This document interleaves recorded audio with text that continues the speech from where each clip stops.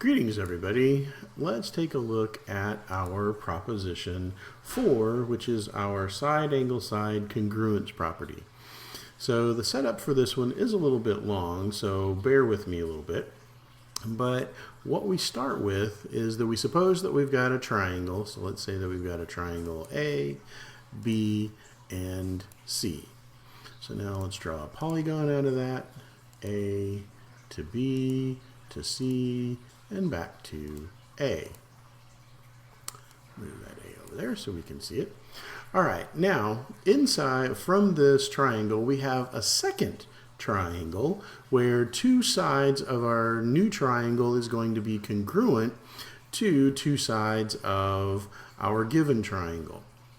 All right, so how can we do that one? Well, I want to first draw a line segment with a given size. So let's say I've got a new point D, and I want that to be the same as my segment AB. So that gives me a line segment DE, and that DE is going to be congruent by construction to my line segment AB.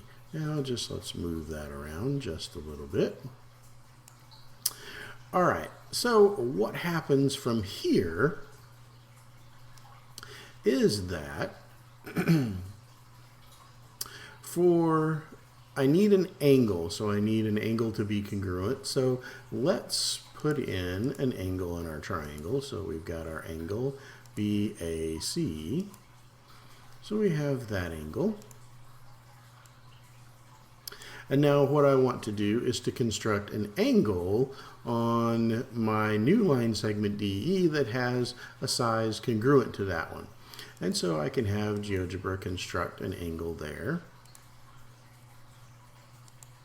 that has this same size. So I want this to be the same size as my angle BAC. All right, so let's kind of move that one out of the way. I get this new point out here, E prime. So if I look at the size of my angle beta, we can see that it matches the size of my angle alpha. GeoGebra constructed it for that one. Now I need another line segment that's congruent to that, congruent to my line segment AC. And so I can do that by drawing a ray from my point D through this point E prime. That gave me my angle beta. Now because I need those line segments to be congruent, I can construct a circle with a particular radius. So I want the radius on that circle to be the same as my segment from A up to C. And that quite naturally gives me an intersection point. Gives me an intersection point here at point F. And so what I have then is a second line segment DF that's going to be congruent to my line segment AC. Okay, so, and with that, we don't really need our circle anymore, and we don't need our ray anymore, and we don't need our point E prime. So we finally have these line segments, D to F and F to E.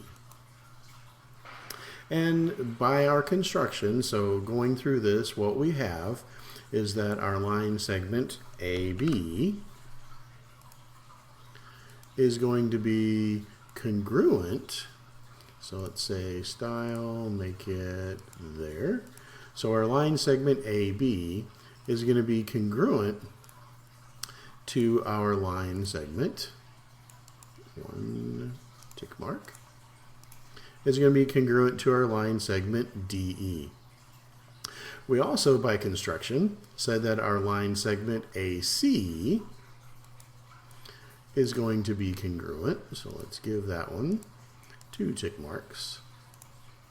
We know that our line segment AC, by our construction, is going to be congruent to our line segment DF. So give that one 2 tick marks. And we know that our angle in between those two line segments is also going to be congruent, again by construction from that. And so just with this, we now have the hypothesis or the setup for our side-angle-side congruence property. So now here's what Euclid does. He says what he wants to do is to actually, because our line segment AB is congruent to our line segment DE, that it means that it's possible to translate and rotate this triangle so that my point A will correspond to my point D, and my point B will then correspond to my point E.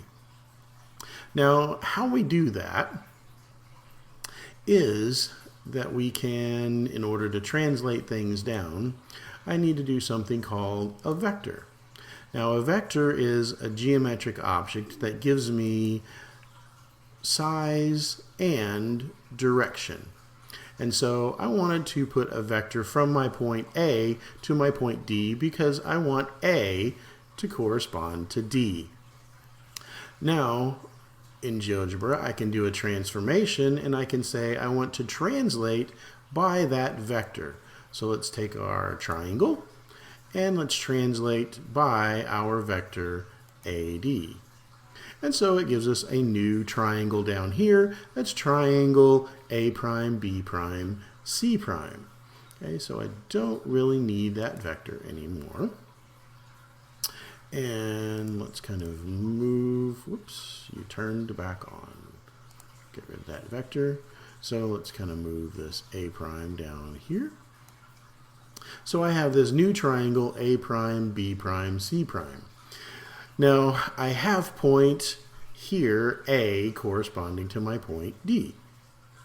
Now I can do a rotation so that my angle here, B prime, A prime, E prime, will, so I can rotate this object around this point D by this angle B prime, A prime, E.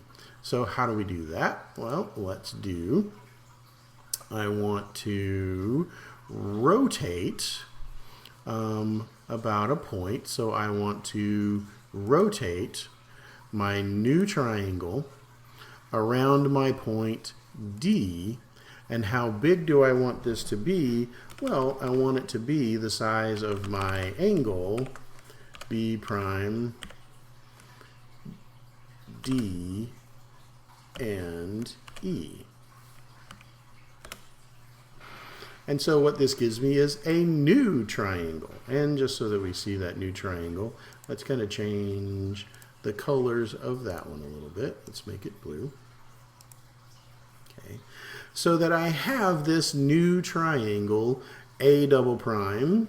So let's kind of, let's turn off my first triangle. So I have this new triangle. We need A prime, B prime, or C prime. Let's see, go ahead and turn that one back on. Yep. And so I have this new triangle, A double prime, B double prime, C double prime, where I have now translated so that point A corresponds to point D, and so that because AB was congruent to DE, that, let's move that E on there, so that this point B double prime does coincide with my point E now. And that's what Euclid was saying. I knew that those things were congruent by assumption, and so by my hypothesis I said those were going to be congruent, and so it's possible to do this. I can translate, I can rotate so that D corresponds with A and B corresponds with E. Now in doing that, what happens is that our point C is going to correspond to our point F. Now, why is that the case? Because we had the assumption, we had our hypothesis that AC was going to be congruent to df. And so that means when I do this transformation, I end up with C double prime corresponding to F. So C corresponds to F in this rotation. Now, because when we draw our third line segment, EF, that there's only one unique way of making that a straight line segment between E and F.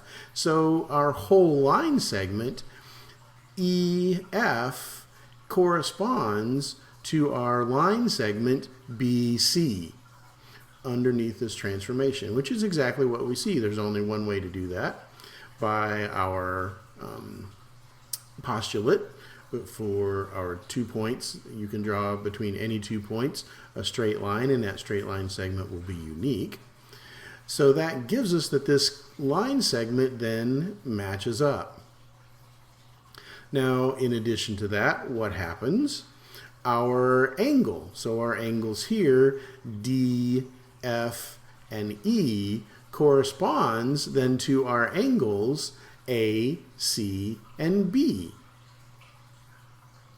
So, because those correspond, and likewise, our angle DEF is going to correspond to our angle ABC that we had in our first triangle.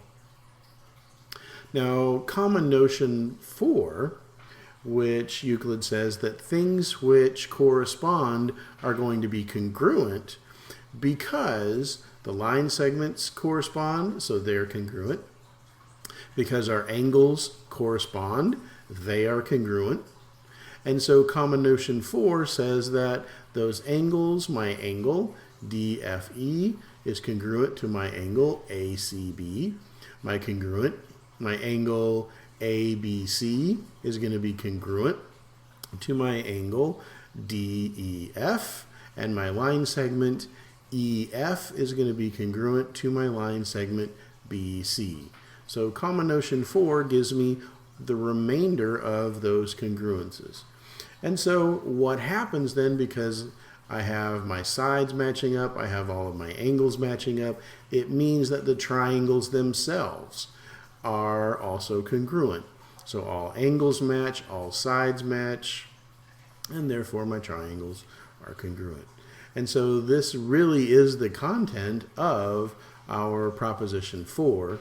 So we have demonstrated that we do have a congruence between our first triangle and our second triangle, given our kind of basic hypothesis that two sides are congruent and the angle between those two sides are also congruent. So I hope you followed this, and I will see you guys in the next video. Take care.